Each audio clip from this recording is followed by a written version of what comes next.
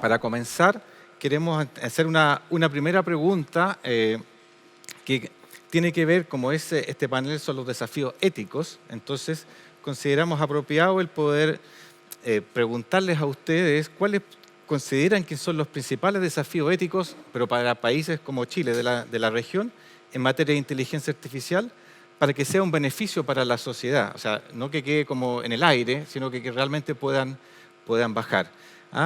Lo voy a ir consultando, la idea es que puedan ir respondiendo cada uno desde su punto de vista. María Paz, si quieres tú puedes comenzar.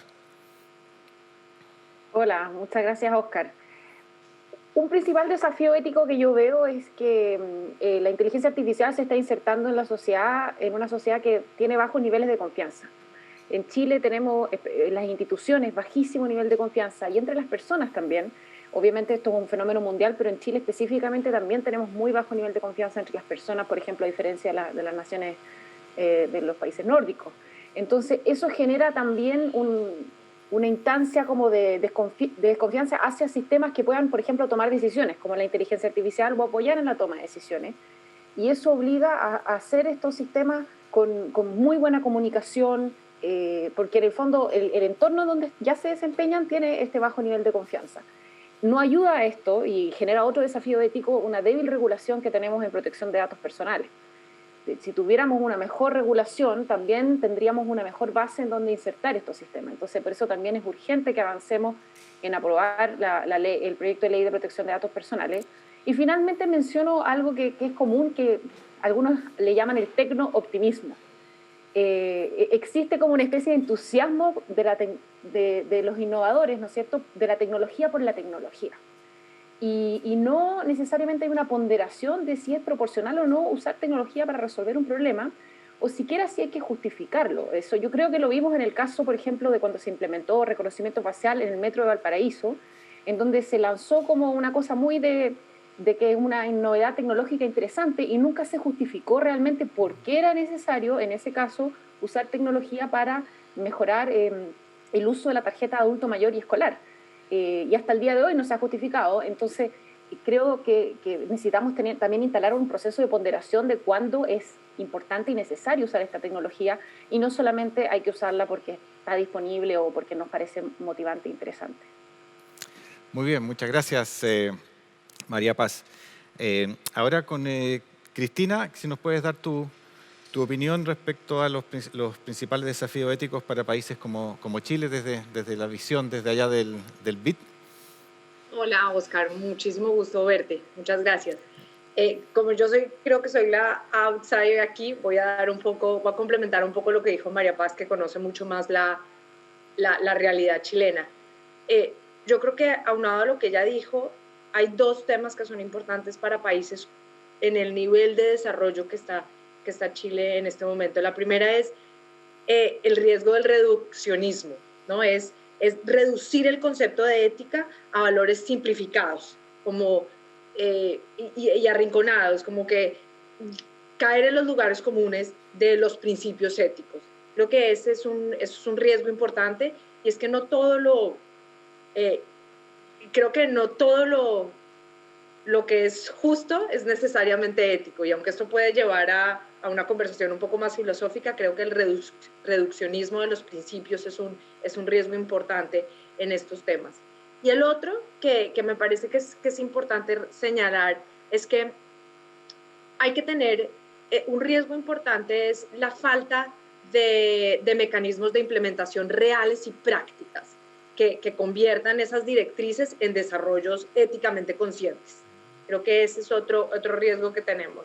Se nos va la vida en definir principios y en decir lo importante que son los principios, y se nos olvida aterrizarlos y decir cómo realmente se pueden aplicar.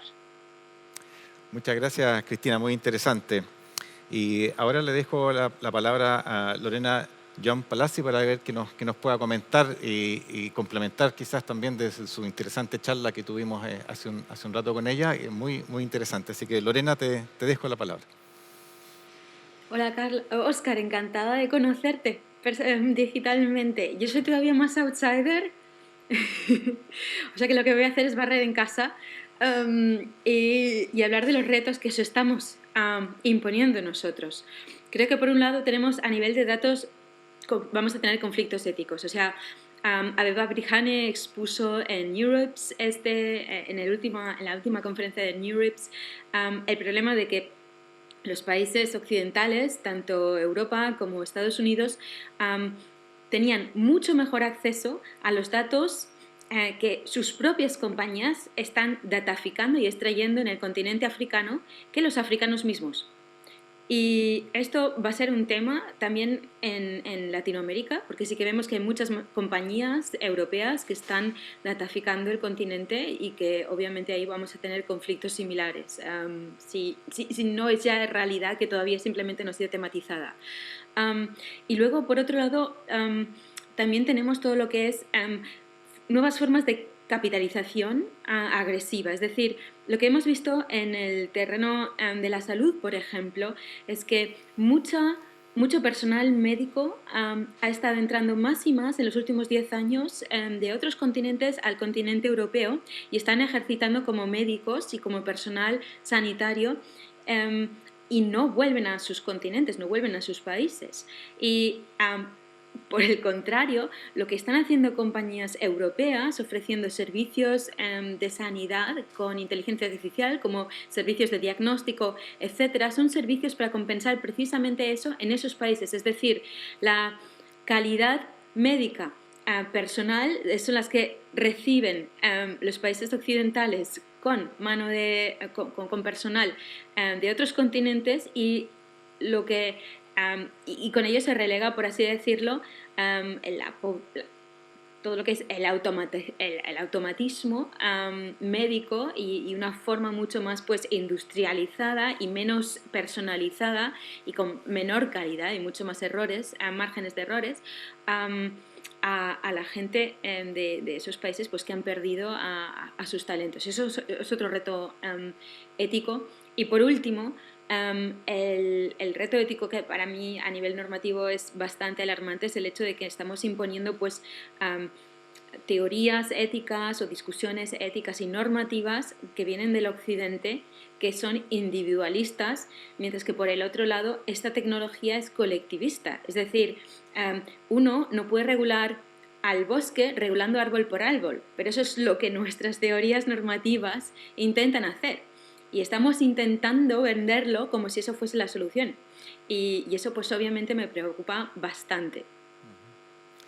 Muchas gracias, Lorena. Ahora, no era para nada una outsider porque en realidad todas esas opiniones son muy atingentes acá a Chile y a Latinoamérica en general, como tú lo acabas de decir. Y finalmente, con Pedro Huichalaf, a ver si nos puede dar su opinión en respecto a los principios principales desafíos éticos para Chile. Bueno, en primer lugar quiero agradecer a los organizadores de este gran evento, mencionar también y agradecer la invitación de Ricardo Baeza Yates y a mi gran amigo Daniel Vaz Contreras por la invitación.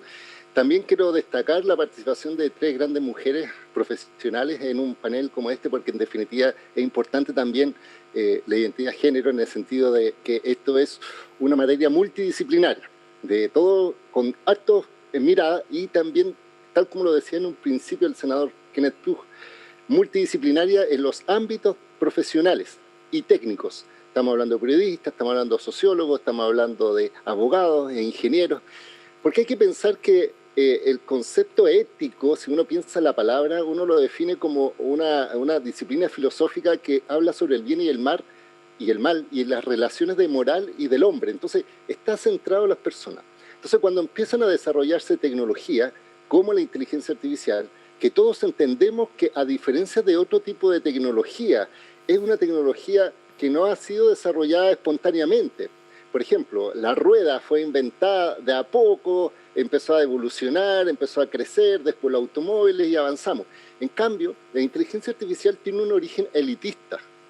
Parte de un grupo de científicos que se ponen de acuerdo, se juntan, se ponen y definen crear la inteligencia artificial. Entonces, hoy día el gran problema que yo encuentro a este tipo de tecnología, o es una de las lógicas, es primero centrarse en el ser humano.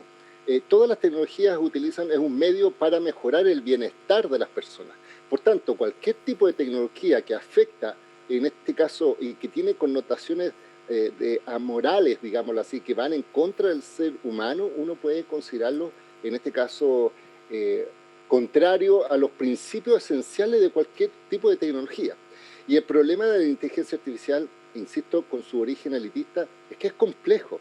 Es complejo para un ciudadano de a pie entenderlo, es complejo para un Estado implementarlo regulatoriamente, es complejo para la industria desarrollar tecnología y también cómo entendemos que hoy día nos están superando. Yo quiero dar un ejemplo concreto de lo que sucedió recientemente a propósito de la contingencia en Chile. Imagínense que hace muy poco se mandó un sistema de alerta de emergencia, SAE, erróneamente por parte de ONEMI. Entonces, ¿qué relación tiene con esto? Que el director de ONEMI dijo, esto no fue un error humano. O sea, si no fue un error humano, fue un error de la tecnología, fue una inteligencia artificial detrás, autónoma, que tomó la decisión de mandar equivocadamente esto. Al final la explicación es que fue un software el equivocado y que hay un problema de redacción o de definición del software, pero está hecho por humanos, pero que afectó a toda la población, que se vio alarmada con un mensaje de tal forma de que en definitiva algunos tuvieron sensación de pánico y otros entendieron que había sido un error. Entonces, ¿cuál es el principio esencial, no tan solo en Chile, sino a nivel mundial? Cuando tenemos una tecnología tan invasiva como esta, que está creciendo en términos exponenciales, que se están desarrollando profesionales con una capacidad analítica fundamental, donde se están invirtiendo millones de dólares en la privatización del conocimiento. ¿Qué pasa con las personas que no tienen el acceso al conocimiento y que no pueden distinguir cuando una inteligencia artificial toma decisiones por ellos? O cuando un Estado define políticas públicas en base a algoritmos. O cuando el mercado excluye, segrega, discrimina a personas por condiciones y factores que una persona no comprende o no las entiende. Entonces, esos son los grandes desafíos que tenemos en nuestro país y es por eso que nuevamente agradezco el espacio en un espacio de reflexión tan importante como este. Muchas gracias, Pedro. Yo creo que han sido muy importantes estas reflexiones que has hecho, porque en realidad hay un tema también, como tú decías, de acceso, de que esto llegue a la población, de que la población lo entienda y que lo haga propio, así como han hecho propio otras tecnologías, otras ideas que han ido bajando en el tiempo. Ahora tengo una pregunta que Ricardo Baeza va a hacer, así que a ver si Ricardo está ahí. Ricardo, adelante. Sí, es una pregunta de un tema que ya ha salido durante este día y que no puedo perder la increíble, digamos, increíble grupo que está aquí presente, pero se la voy a hacer directamente a Lorena y si alguien quiere también agregar algo es muy importante. De hecho, ya se ha mencionado varias veces hoy en la mañana lo de reconocimiento facial o la biometría. Y hemos tenido de los últimos 3-4 años artículos que hablan de cómo reconocer criminales, de cómo reconocer homosexuales, y el último, este mismo mes, de cómo reconocer la afiliación política, que habría sido tal vez interesante aquí mismo en Chile hace un tiempo. Y esto es, digamos, una frenología. Entonces quería preguntarle a Lorena, ¿cómo podemos evitar este conflicto ético entre hacer algo que se puede hacer pero que no se debe hacer y que lo hagan, por ejemplo, en este caso, investigadores connotados de Stanford y que después lo publique no la revista Nature, pero una revista que es del grupo Nature, que también es una revista importante? Muchas gracias por la pregunta. Y sí, es un tema que asombra, ¿no? Porque el tema de la frenología ya lo tratamos en el siglo XIX, junto pues, a disciplinas colindantes y bueno, sí que sabíamos que carece de base científica y que con ello pues no tiene sentido ya no solo a nivel ético sino también a nivel científico. No es una proposición que se puede tratar a nivel científico porque no tiene sentido. Es decir, ya a nivel de calidad científica esto no debería ni ser publicado y una universidad se tendría que preguntar hasta qué punto esto puede ser permitido, ¿no? Y hasta qué punto cumple con los requisitos de calidad que se ofrece en la universidad. Luego, a nivel político, creo que ahí sí que tenemos dos cosas. Por un lado, es a nivel legal. Tenemos en todas las culturas romano-germánicas a las que Chile a nivel legal también pertenece, no tenemos una obligación de que las políticas o las reglas legales que se establezcan tengan una base científica completamente verificada, pero sí que deben de ser plausibles. Y lo que sí sabemos en el caso de este nuevo tipo de frenología 4.0 es que a nivel científico no tienen base y con ello no deberían estar permitidos. Y luego, obviamente, a nivel ético, de eso una clara, o sea, mi recomendación sería, obviamente, a nivel ético, esto es desechable y debería ser prohibido. Esa es mi recomendación a todo político que me pregunte. Gracias, Lorena. No sé si alguna otra persona del panel quiere complementar o dar su opinión respecto a la pregunta que hizo, que se hizo. Si no, vamos a pasar a la segunda pregunta, porque cada una de ustedes panelistas está desde un punto de vista, digamos, de donde está trabajando o accionando el día de hoy, tiene una mirada respecto a estos avances que podrían hacer. Entonces, me gustaría empezar ahora con Cristina para que nos pudiera comentar, que ella es la directora del FAIRLAC del BID, que nos pudiera comentar un poco los aportes que se están haciendo en lo que son las políticas públicas y los emprendimientos asociados a la inteligencia artificial. Gracias, Oscar. Muy rápidamente, contarle un poco a la audiencia que ha estado oyendo por día y medio todo este encuentro sobre tecnología y innovación. Lo que hace el banco, lo que está haciendo el banco en este sentido. El banco, trabajando con los gobiernos muy de la mano, está buscando la manera en que se promueva el uso responsable y la adopción responsable de estas tecnologías. Como hemos visto a lo largo de las charlas, muchas cosas se pueden hacer, pero no todo lo que se puede se debe hacer. Entonces, estamos ayudando a los gobiernos a entender, y como decía María Paz, a tratar de buscar la manera de que ese tecnooptimismo no se convierta en lo que decía Morozov, para aquellos que se han leído el libro, que pensemos más en los datos y en lo que los datos nos pueden dar, y pensemos más en lo que las personas necesitan. Y desde FAIRLAC, que es justamente esa iniciativa, estamos creando o apoyando a los gobiernos a crear herramientas para, lo que decía yo al principio, aterrizar esos principios, y también ayudando a buscar maneras de desmitificar la inteligencia artificial, de cambiar un poco la conversación, de que los miedos, por decirlo así, o las preguntas que se tengan se puedan responder de manera informada y no solamente con lo que veo en Facebook que me salió. Y como decía Lorena también, que si se van a hacer la digitalización de los sistemas, se hagan o si se van a limpiar los datos y organizar los datos, se hagan de una manera responsable y ética desde el principio, que nazcan desde la confianza y la transparencia de la sociedad, y que se hagan pensando en ese marco ético desde el inicio. Eso es fundamental. Un modelo es tan bueno como los datos que lo alimenten, sin duda. Entonces, empezar desde esa gestión ética de los datos creemos que es fundamental. Eso es lo que estamos haciendo desde el Banco Interamericano de Desarrollo con socios como el GovLab que tiene María Paz, con lo que trabaja Ricardo con Northeastern University, y con otros socios de todas partes del mundo, de diferentes antecedentes, desde las grandes tecnológicas hasta las startups que están desarrollando estas tecnologías, los gobiernos, academia, filósofos, desde diferentes aristas, para, como decía Pedro, buscar esa diversidad que realmente construya sistemas de soporte de decisión que no amplíen las brechas de desigualdad que ya tenemos, sino que las puedan ir cerrando. Muy bien, muchas gracias, Cristina.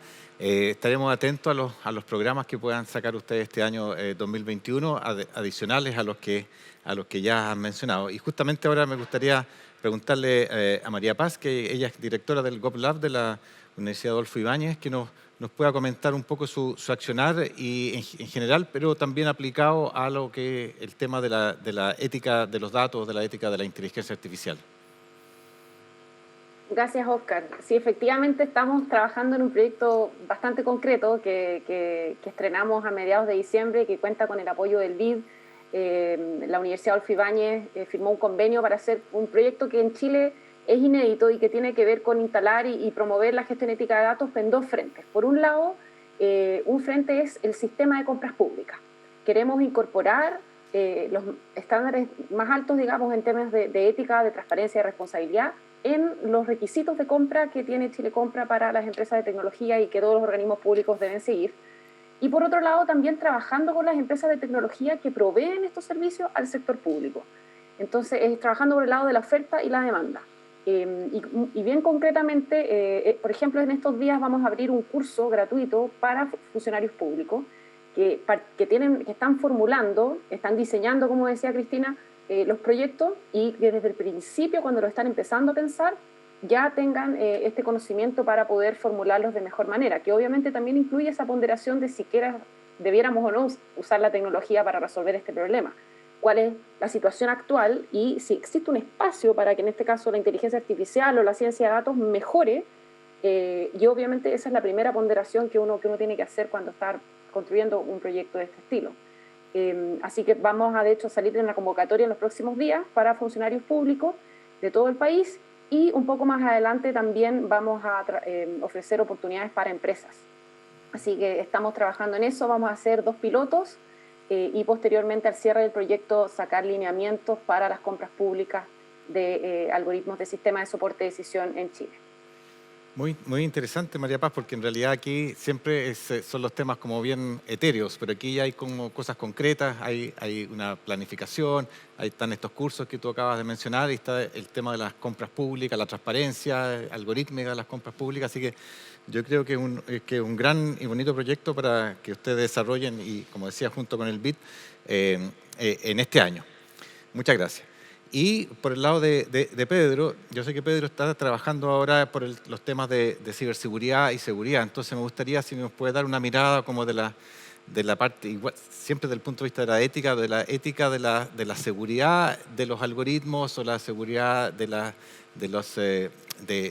que tiene que ver con la conexión o los elementos propios que se utilizan de la tecnología para lograr una inteligencia artificial más ética.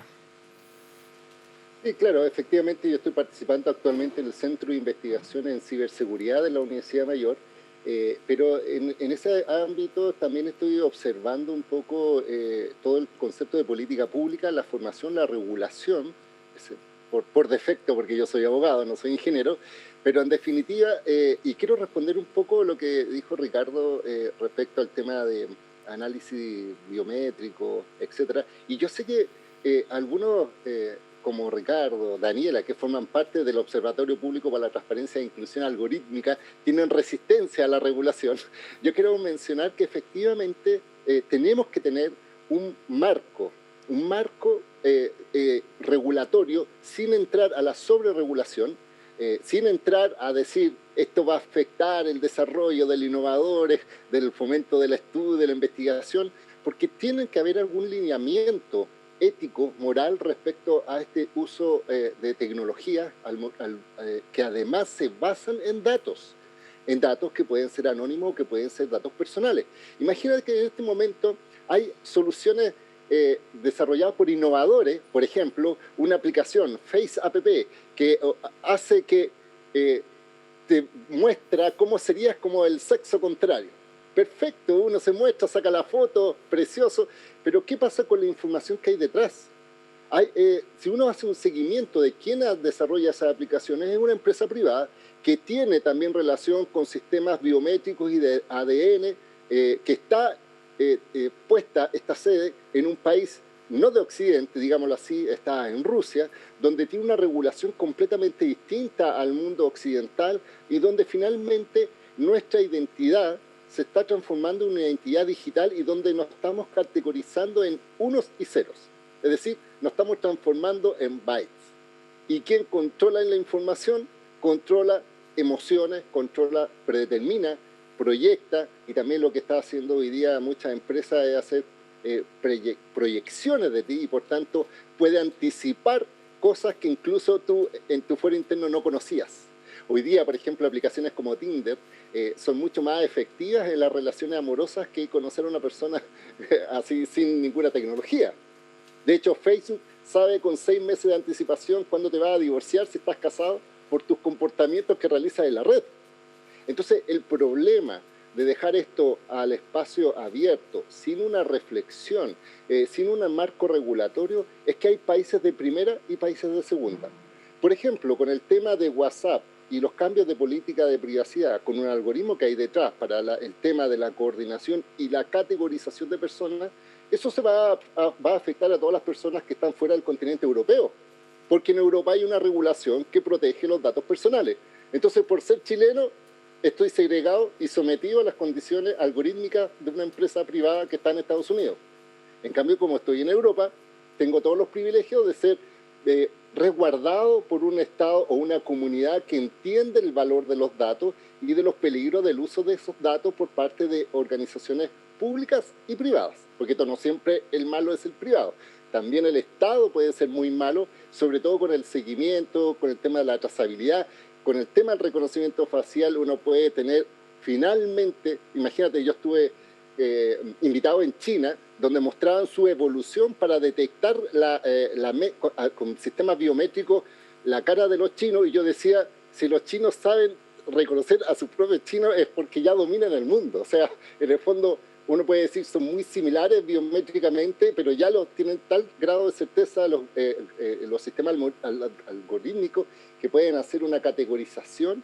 Entonces el punto es, desde el lado, en este caso universitario, que es el momento, es el lugar donde uno tiene que hacer reflexión, pensamiento, discusión, peleas intelectuales, obviamente, y obviamente colaborar en un ecosistema que tiene que ser multi-stakeholders, es decir, con muchas partes interesadas, donde florezcan todos los, en este caso, beneficios de la tecnología, pero donde también haya personas, entidades, organizaciones que pongan en duda respecto a si un desarrollo es ordenado, si un desarrollo está entregado al libre mercado, si un desarrollo está sobreregulado, pero creo que en Chile tenemos que avanzar hacia un marco regulatorio general que dé idea a un innovador respecto a lo que se puede hacer y qué no se debe hacer por un concepto ético dentro del país.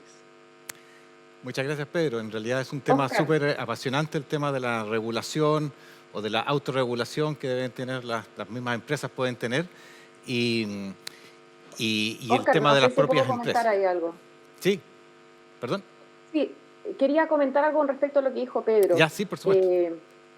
Yo creo, efectivamente, las universidades tenemos mucho que hacer y participar en este debate, pero quería poner un punto que tú lo mencionaste ahora, incluso al principio del panel, la importancia del multisectorial, o sea, de la transdisciplina. No podemos, no porque la inteligencia artificial la crean ¿no es cierto?, científicos del área de ciencia de la computación, tenemos que participar todos, desde las leyes, desde la filosofía, desde la administración pública. Es muy importante tener distintas voces participando en este debate, especialmente si esto va a terminar en regulaciones. Nosotros en la universidad, por ejemplo, en nuestro proyecto participa la Facultad de Ingeniería, participa la Facultad de Artes Liberales, tenemos obviamente organismos públicos como Chile Compra, como Gobierno Digital de la SECPRES y también del Ministerio de Ciencia, y también del sector privado tenemos a Magical. O sea, es multisectorial y por otro lado también multidisciplina, porque finalmente la inteligencia artificial es una tecnología, pero que se va a usar en distintas áreas del quehacer humano, y por lo tanto, si vamos a usarla en el trabajo social, entonces los trabajadores sociales tienen que ser los protagonistas, o si la vamos a usar en la medicina, los doctores, y también en todas estas disciplinas existen códigos de ética y existe una tradición de yo creo que tenemos mucho que mirar en la bioética, cómo ha sido la regulación de medicamentos, cómo se han desarrollado distintos aparatos médicos con mucha precaución, entendiendo que tienen relevancia sobre la vida de las personas. Entonces, lo que yo quisiera también es que estos sistemas que desarrollemos, que pueden significar que no tenga yo un crédito, o sí lo tenga, o en Estados Unidos que me pongan en un programa de cuidado intensivo, o no me pongan, como el algoritmo, ¿no es cierto?, que mostró el grupo de Harvard, que tenía un sesgo racial importante, que haya una revisión de eso. Si van a tener efectos tan importantes de la vida de las personas, entonces no podemos correr, en el fondo, la tecnología viene con mucho esto error, ¿no es cierto?, ensayo-error, vamos equivocándonos rápido, pero si en esa equivocación rápida tenemos efectos sobre la vida de las personas, entonces quizás nos debiéramos asemejar más al desarrollo de la medicina, de los medicamentos. Se lo tiro a los compañeros, a los colegas para ver qué opinan. Yo creo que María Paz... Sí, dale, Cristina. Perdón, no, es que yo creo que María Paz acaba de tocar algo que me dejó pensando, y es la inteligencia artificial, y lo dijiste tú al principio, María Paz, está tocando como todos los ámbitos de la vida, ¿no? Y muy distinto es si a mí un algoritmo me dice qué canción debo oír en Spotify, así me dice que no puedo accesar a un subsidio. Entonces, también creo yo que habría que ver como los niveles de importancia y de impacto que puedan tener los sistemas de soporte de decisión. No se puede hacer una regulación que sea igual para todos. Pero estoy contigo, sin duda, que si un juguete para un niño tarda un montón en llegar a una estantería porque pasa por un montón de procesos de prueba, porque un algoritmo no puede hacer lo mismo, ¿no? Porque a la tecnología no le exigimos el mismo nivel de responsabilidad y de rigurosidad que a otros tipos de herramientas, porque la tecnología en últimas es una herramienta como cualquier otra. Bien, muy interesante el tema que puso Pedro, y solamente para finalizar, Lorena, si tú nos puedes comentar algo respecto a la parte, como tú eres experta en ética, de cómo la ética puede llegar a los distintos estamentos, incluyendo hasta los niños. ¿Cómo desde este Ethical Technical Society que tienes podrías llegar a algún tipo de programa hasta los escolares?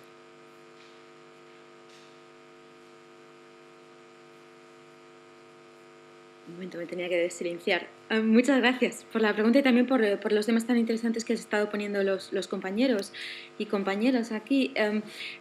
Yo creo que en cierto modo daría casi un paso atrás. Y lo primero, aludiendo al tema del solucionismo tecnológico que hemos estado hablando, hay que tener en cuenta que la regulación, si es una regulación que se centra en regular la técnica, creyendo que con ello, regulando la técnica, vamos a regular los conflictos que son magnificados por la técnica, es la cara normativa del solucionismo técnico también, porque los conflictos técnicos que tenemos no son por la técnica en sí, sino que son conflictos que surgen porque son aplicados en un campo humano y en la interacción entre personas con la tecnología por un lado como sujetos operacionalizan de este tipo de tecnología o como objetos de personas que están sometidas o expuestas a este tipo de tecnología con o sin su conocimiento, o también la interacción, ¿no? Pues ahí surgen determinados conflictos o problemas que en muchas ocasiones son simplemente una amplificación de cosas que ya existen, o de malos criterios regulatorios, o de malos criterios o de problemas sociales, de asimetrías sociales, etc. Entonces, yo a nivel ético y también a nivel filosófico, desde la perspectiva de regulación, teniendo en cuenta, y eso solo teniendo en cuenta dentro del contexto de que tanto en Chile como en los países en los que yo resido estamos utilizando una forma de regular que es románico-germana y que tiene una determinada sistemática. Si queremos operar dentro de lo que es el sistema regulatorio que tenemos, pues en ese sistema que es altamente individualista y que ya eso es un primer reto para regular algo que es colectivista, porque los derechos fundamentales son derechos individuales. El derecho de protección de datos es un derecho individual. Los problemas y los conflictos que surgen con la inteligencia artificial son precisamente tan graves porque escalan, porque no afecta a una persona, sino que afecta siempre a un colectivo de personas. Entonces, ahí pues claro que vamos a tener que necesitar crear a nivel regulatorio protecciones para los individuos, pero también vamos a tener que necesitar crear criterios que ponen a la sociedad también y al bien de la sociedad, el bien común, la cohesión social y otros temas que tienen un carácter más colectivista, los vamos a tener que observar dentro de un concepto democrático y dentro de, de la sistemática de ley que tenemos. Y la forma dentro de esta cultura legal que tenemos, que a vosotros os la impusimos nosotros, lo cual me avergüenza, también en cierto modo me parece que es un tema problemático que se tiene que reflejar con más profundidad, dentro de ese concepto la idea inicial es que uno no regula la tecnología, sino que uno define en primer lugar qué valor se quiere proteger a nivel legal. Y una vez especificado ese valor se crea una sistemática normativa. Entonces, todo lo que son crear ideas de regulación que solo se concentran en el procesamiento de datos, con ello lo que hace es relegar todo lo que son los temas de valores y conflictos sociales a un plano secundario. Y ello nos lleva pues a muchos problemas de los que ya se habló antes. Es decir, la minimización de datos puede ser muy buena en casos de privacidad o en contextos de privacidad, pero en contextos de todo lo que es discriminación es problemático. El pensar que un chip en la cabeza de una persona es lo que controla el libre albedrío, teniendo en cuenta que la definición legal del libre albedrío ya está definida a nivel legal y no técnico, y que la tecnología es simplemente una dimensión. Lo que está haciendo es dar más cancha precisamente a este tipo de comunidad que cree en el solucionismo tecnológico. Le está dando más cancha y más formas de operar, en vez de contrarrestar con valores sociales y valores determinados, valores fundamentales dentro de nuestro canon legislativo, a este tipo de cosas. Con ellos estamos llegando a un punto de confusión legal, porque por un lado, por poner un ejemplo muy concreto, tenemos todo lo que es la concepción en el derecho civil, tenemos todo el derecho que regula la interacción entre los ciudadanos y con las compañías. Ahí todo lo que no está específicamente prohibido está permitido, y ahí se encaja la libertad de expresión, es decir, todo lo que no está específicamente prohibido es posible. Protección de datos, por otro lado, viene del campo del derecho público, es decir, en sus días se creó pues simplemente para proteger al ciudadano del Big Brother del Estado. Y en aquella época, a nivel sistemático, bueno, y también en la sistemática de la cultura legal en la que operamos, el derecho público funciona de tal modo que todo lo que no está expresamente permitido, está prohibido. Es decir, es justo lo contrario que el derecho civil. Si el gobierno no tiene una ley específica que le permite hacer algo, está prohibido. Así es como funciona la sistemática. Entonces, el transferir todo lo que es protección de datos de repente al derecho civil nos lleva ahora a colisiones por las que, desde el punto de vista de protección de datos, si yo no doy consentimiento cuando estoy comunicándome y procesando datos por Twitter o por email, en principio no puedo decir nada, porque todo lo que no está específicamente permitido está prohibido. Mientras que desde el punto de vista de libertad de expresión es justo lo contrario. En teoría, si estoy comunicándome por Twitter, estoy ejerciendo mi libertad de expresión. Y ahí vemos que todo lo que es regular de forma horizontal y de forma preventiva en el campo civil conlleva colisiones ya a nivel sistemático. Y este tipo de colisiones que parecen pues como muy abstractas es lo que lleva a incertidumbre legal, es lo que lleva a la manipulación o al mal uso o el abuso del derecho porque precisamente no hay claridad legal. Entonces, lo que yo creo que es importante es que repensemos primero de nuevo de qué se trata lo que queremos regular y qué tipo de técnica queremos aplicar.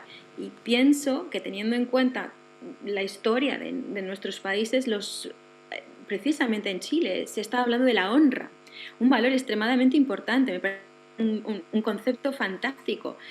Yo creo que este tipo de pensamiento es el que debería regir la sistemática regulativa.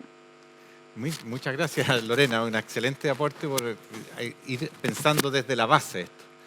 Entonces, con esto terminamos nuestro panel. Queremos dar las gracias a María Paz, a Lorena, a Cristina y a Pedro, porque en realidad cada uno dio su opinión, se produjo un intercambio de ideas muy enriquecedor y que como esto nos va a servir a nosotros también como Optia, como observatorio público, para poder tener líneas de acción para trabajar este año. Así que muchas gracias por toda su participación y sus aportes.